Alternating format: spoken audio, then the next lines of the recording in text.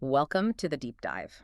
Today we're tackling something you hear a lot when discussing politics in many Muslim-majority countries. Right, this idea that the systems there are mostly authoritarian, maybe semi-democratic at best. Yeah, and that this somehow fits neatly with Islamic texts, the ones emphasizing obedience to rulers. It's definitely the common take. But what if that's not just missing part of the story, but actually gets it wrong? How so? Well, what if Islam doesn't just allow democracy, but actually, when you really look closely at the texts, it demands it? That's the pretty provocative question we're diving into. And it's a really fascinating one. We're digging into an article from the International Journal of Islam by Nader Habibi. He's a professor of Middle East economics at Brandeis.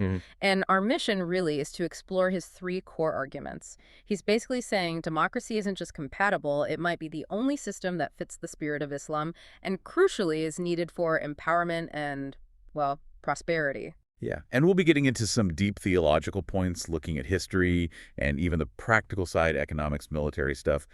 The goal is for you to come away with a really solid, rounded view of this quite surprising argument. Okay, so where does Habibi even begin to build this case? His first argument tackles that traditional idea of obedience and legitimacy head on. Right. That conventional view, the one pointing towards authoritarianism being, let's say, acceptable in Islam. Yeah. It often really focuses on one verse in particular, Huh. verse 59 of Surah Nisa. That's the one calling for obedience to God, the prophet, and the Ulul Amr, the rulers, the leaders. Exactly. And, if you just take that verse on its own, or maybe with a couple of similar Let's ones, just see how you get there. you absolutely can. It leads pretty easily to concluding that, yeah, an authoritarian system works. The ruler's power, how they get there, it's all controlled by the existing elite.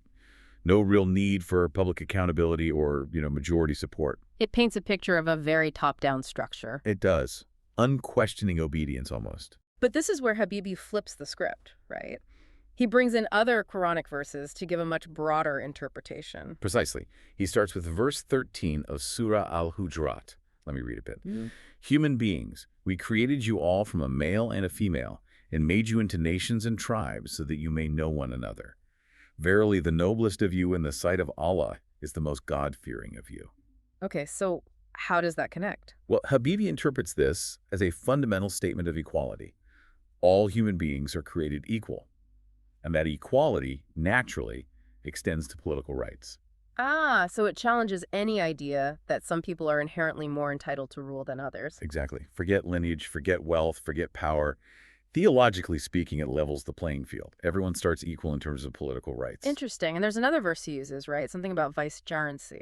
Yes, verse 30 of Surah Al-Baqarah, it says, "Remember when your Lord said to the angels, I am setting on the earth a vicegerent." Vicegerent, like Yeah. a representative or steward. Kind of, yeah. And this is really significant. Habibi's point is, if God appointed humankind, not just one person, but humanity as his representatives on earth. Then everyone shares that responsibility. Exactly. It implies that all human beings have an equal political responsibility. It's not just a right to participate. It's almost like a duty, a sacred trust. As God's vicegerents, we're all in it together, deciding things collectively. Okay, so you've got this principle of equality from the first verse, and this principle of shared responsibility or vicegerency from the second. What happens when you put them together? What does that mean for government? Well, the logical conclusion is pretty powerful. It means all citizens have equal political rights and a political duty as God's representatives. So nobody can take away someone else's right to participate. Right. And maybe even more strongly, Habibi argues it's forbidden for anyone to let their own political rights be suppressed or ignored. You have a duty to exercise them. Okay. So how do you choose leaders then if God doesn't just point someone out? That responsibility falls squarely on God's representatives, which means all adult human beings. It has to be a collective decision. And what if people disagree, which, they usually do? That's the key point. When there isn't consensus among these voting adults, the majority vote 50% plus one becomes the only fair mechanism. It's the only way, Habibi argues, to respect both that principle of equality and the principle of shared vicegerency. Wow. So let's circle back to that first verse we talked about, Surah Nisa 59, the obedience one. What Habibi is saying then is that obedience is conditional. Pretty much. It's conditional on the legitimacy of how those rulers were chosen. And legitimacy comes from. Majority support. Yeah. That becomes the primary source. So this interpretation fundamentally rejects dictatorship. It rejects minority rule. It completely reframes obedience. It's not blind obedience to whoever holds power, but obedience to a system chosen by the people. Exactly. A system reflecting the collective will of God's representatives. It's a huge shift from the conventional understanding, a real potential game changer for Islamic political thought. Okay, that's a powerful foundation. Now, Habibi moves from this idea of legitimate governance to something maybe even more controversial, argument two, which he calls the right to be wrong.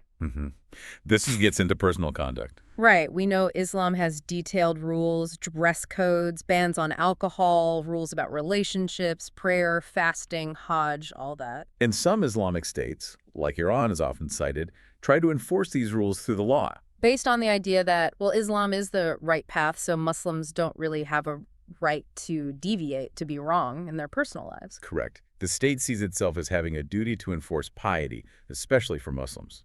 But Habibi finds a kind of paradox here, doesn't he? When looking at how Islamic societies traditionally treat non-Muslims, specifically Christians and Jews, the people of the book. He does. Islam encourages everyone to convert, yes, but it specifically doesn't force conversion on Jews or Christians. Okay. And here's the kicker.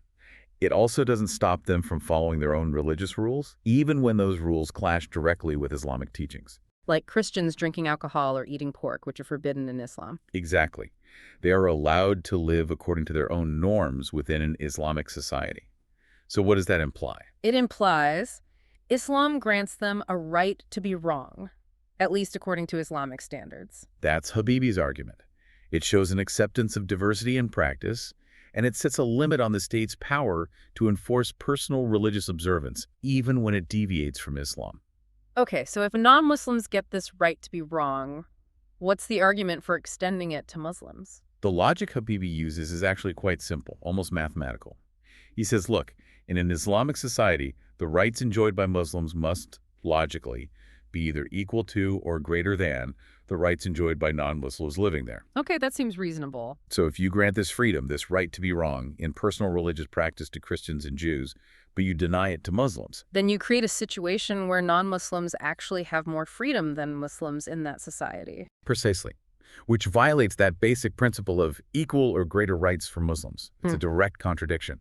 So the conclusion is, If non-Muslims are allowed their non-Islamic beliefs and lifestyles, Muslims must logically have the same freedom regarding their own personal choices in religious observance. so the state's role shifts. Yes, its duty becomes creating an environment where people can practice their faith, but not forcing them to perform rituals, especially those considered obligations primarily between the individual and God. Just to be clear, though, this right to be wrong isn't about allowing harmful actions, right? It doesn't mean anything goes. Oh, absolutely not. We're not talking about crime, burglary, murder, things that harm others or society. This is specifically about personal, religious, and cultural choices.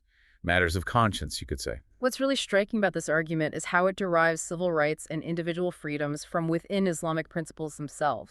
Exactly. It's not about importing Western ideas. It's finding a basis for these rights rooted in Islamic theology and legal tradition concerning non-Muslims. It's quite an elegant argument, really. Okay, so we have arguments for democratic legitimacy and for individual civil rights. What's Habibi's third argument? Argument 3 moves into the realm of the practical, the tangible, democracy for empowerment and prosperity. Right, this looks at history and outcomes. He starts by observing something pretty widely accepted. Since the 19th century, Western countries that embraced democratic transitions generally surged ahead. Yeah, economically and militarily. Think about the British Empire during the 18th and 19th centuries, a leader in gradual democratic reform and also leading in science, technology, and global power. And the idea is that introducing democratic institutions, reducing the arbitrary power of monarchs, led to better governance. That's the connection. Good governance, policies that encouraged economic activity, spurred innovation, which then often translated into military strength. You see a similar pattern with the rise of the U.S. in the 20th century, its democratic institutions being seen as a key factor in its superpower status. Now, he contrasts this with the experience of many Muslim countries, particularly in the Middle East.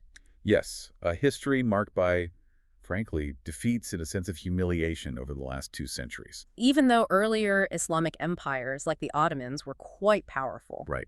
When they were authoritarian empires competing against other authoritarian powers, they often had military parity. But Habibi argues, drawing on historians, that they fell behind when their European rivals started democratizing. That shift contributed to their eventual defeat by the end of World War I. And he suggests the struggle continues even after colonialism, this sense of humiliation. Yeah, pointing to things like the unresolved Palestinian situation or frequent Western interventions as evidence that these nations still lack the collective power and influence they aspire to. This leads to the question, why the gap? What's missing? And to explore this, the source he uses brings up a specific, maybe sensitive case study, Israel. Right. It asks, what makes Israel so militarily dominant despite having a relatively small population? About 7.2 million Jewish citizens in Israel, maybe 16 million globally, based on recent figures. And the source's answer isn't just about military aid, is it? No, it points squarely at Israel's institutions, specifically its inclusive and democratic institutions for its Jewish citizens, as a foundational reason for its strength. So. Well, the argument is that Israel's founders chose a democratic constitution. It guaranteed equal rights for all Jewish citizens, regardless of their politics or how religious they were. They didn't try to impose strict religious laws on everyone. Okay, but how does that democratic structure translate into actual strength, according to this source? Several ways. First, it fosters a strong sense of patriotism and belonging among its Jewish citizens. This leads to high political engagement and, crucially, high military morale and efficiency, even when there are internal disagreements about lifestyle or politics. Makes sense. What else? Second, it builds strong loyalty from Jewish communities worldwide, especially in the U.S. and Europe. The support Israel gets from the U.S., for example, is significantly bolstered by the perception of Israel as a fellow democracy, fueled by strong lobbying efforts and deep commitment from diaspora Jews. Some even serve in the Israeli military. So internal cohesion and external support. What about technology? That's key to modern warfare. Absolutely. And here again, democracy is seen as a contributor. Accountable institutions lead to more efficient economic policies, better cooperation between civilian scientists and the military. Scientists are more willing to contribute when they trust the government's legitimacy. And investment. Yes. The perceived legitimacy of Israel as a democratic state encourages investment and technology transfer from Jewish individuals and companies globally, building powerful partnerships.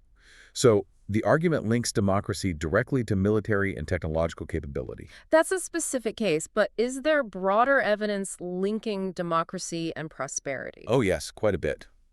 Habibi cites studies, like one by Esmoglu and colleagues who looked at 184 countries over 50 years, from 1960 to 2010. And what did they find? They found that countries switching to democracy boosted their GDP by about 20% more over the long run compared to if they'd stayed authoritarian. That's a significant democracy dividend. Wow. Any link to innovation specifically? Yes. Other research shows democratization tends to boost invention and innovation. Why? Better regulations, less corruption, stronger rule of law, all things that help innovators thrive. Some studies even suggest the effect is stronger in more advanced industries. Okay, but what about the counter-argument? You know, people point to countries like China, especially between 1980 and 2020, achieving incredible economic growth under an authoritarian system, the authoritarian developmental state model. That's a valid point, and Habibi addresses it directly. He makes two main counterarguments. That's a first. He notes that many of those successful authoritarian developers, think South Korea, Taiwan, eventually did transition to stable democracies once they reached a certain level of education and prosperity. So democracy might be the endpoint anyway. It suggests democracy might be an inherent result, almost an inevitable outcome of successful development in most cases, rather than an alternative path forever. Interesting. And the second point? Even in a case like China, he argues its success wasn't just top-down command. It involved increasing bureaucratic inclusivity, creating feedback loops, using performance incentives for officials. There was some element of responsiveness, even within the authoritarian framework. And more broadly, he argues democracy has an advantage in transparency. Yes, big time. Democratic freedoms, a free press, freedom of inquiry, open debate, make it much harder for leaders to engage in hypocrisy or secret deals that betray the public trust. Like saying one thing publicly about sanctions, but trading secretly. Exactly that kind of thing. It's just much less likely to happen or stay hidden for long when politicians know they'll eventually face the voters and the scrutiny of a free press. That accountability fosters trust and ultimately more effective and stable governance. Okay, so let's wrap this all up. We've gone through Habibi's 3 arguments. What's the big takeaway for you, the listener? While bringing it all together, Habibi's core idea is pretty challenging. He argues that if you really delve into the Quran, you find support not just for authoritarianism, but for principles that demand majority electoral legitimacy. That's the vicegerency argument and fundamental civil rights, the right to be wrong argument, for all citizens, Muslims included. So it's about internal consistency within Islam itself. Yes, but it's also deeply practical. Beyond the theology, Argument 3 makes the case that democracy isn't just an ideology. It's presented as a vital tool for Muslim nations to achieve empowerment, economic growth, and technological progress in today's world. It's positioned as necessary for competing effectively on the global stage. Right. And that leads us to a final, really provocative thought from the source material to leave you with. Go on.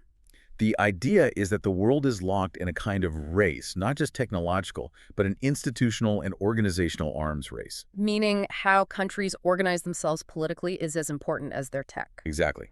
Nations can't just choose their political systems based on history or culture alone anymore, not if they want to stay competitive and avoid being left behind or marginalized.